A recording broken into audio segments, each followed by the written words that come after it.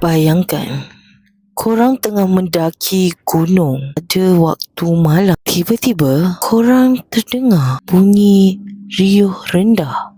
Orang bergelak tawa macam dekat pasar.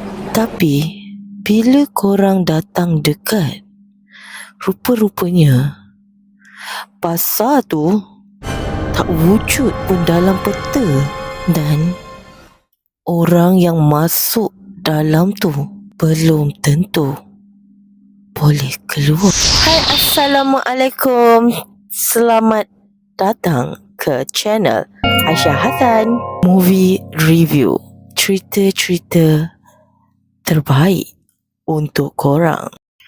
Kalau korang peminat filem misteri Indonesia, mitos dan suasana yang buat bulu roma korang meremang, video kali ni untuk korang. Hari ni kita akan review pasal Pasar Setan dekat Netflix. Sebuah filem yang mengangkat legenda pasar gaib yang dikatakan yang benar-benar dipercayai oleh sebahagian masyarakat Indonesia. Persoalannya, adakah ini sekadar cerita seram biasa atau sebuah kisah yang membuatkan kita berfikir dua kali sebelum memasuki kawasan yang kita tidak kenali? Jadi jangan ke mana-mana, jom kita masuk ke dalam cerita Pasar Setan. Kalau korang berani.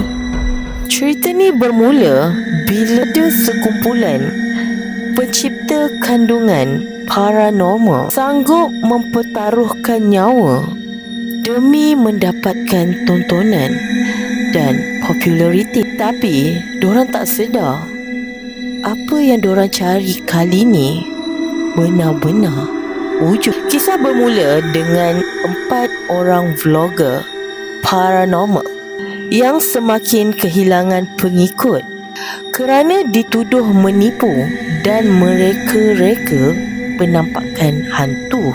Untuk mengembalikan populariti mereka, mereka telah menerima cabaran untuk meneroka sebuah gunung yang dikatakan menjadi lokasi Pasar Setan. Sebuah pasar gaib yang muncul secara misteri. Pada mulanya, semuanya kelihatan seperti biasa. Mereka bergurau, merakam video dan mereka yakin akan mendapat bahan yang akan menaikkan nama channel mereka semula. Namun, keadaan mula berubah bila dorang mula terdengar bunyi-bunyi pelik.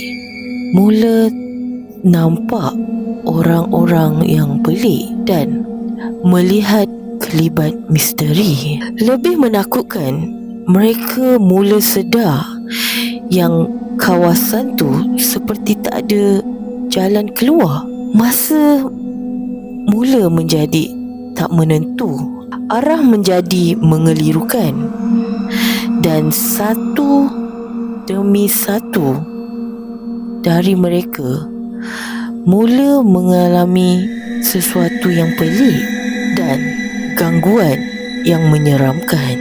Mereka akhirnya sedar yang mereka telah memasuki kawasan yang bukan lagi milik manusia.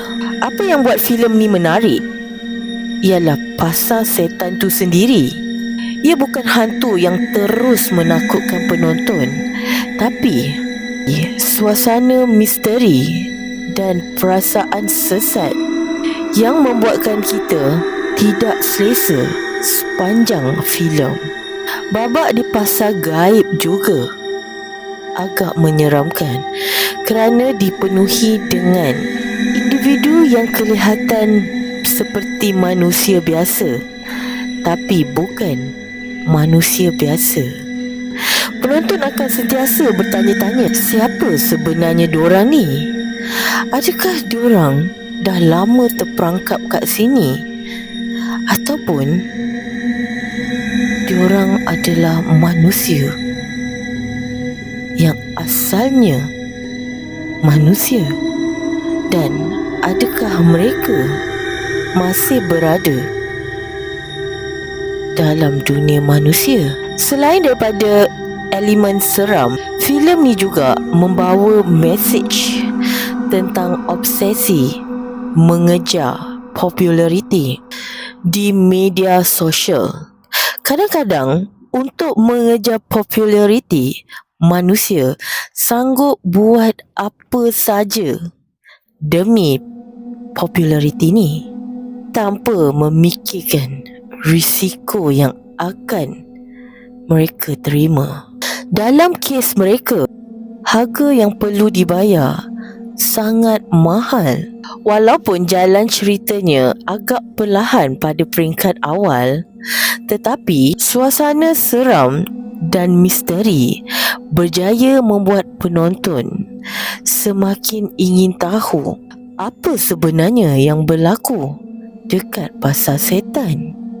So, secara keseluruhannya, Pasar Setan sangat sesuai untuk korang yang meminati genre filem Indonesia seram yang melibatkan mitos atau cerita rakyat. Cerita ni mungkin tak banyak sangat jump scare, tetapi sinematografi dan vibe dalam hutan tu membuatkan penonton jadi rasa seram dan tak selesa.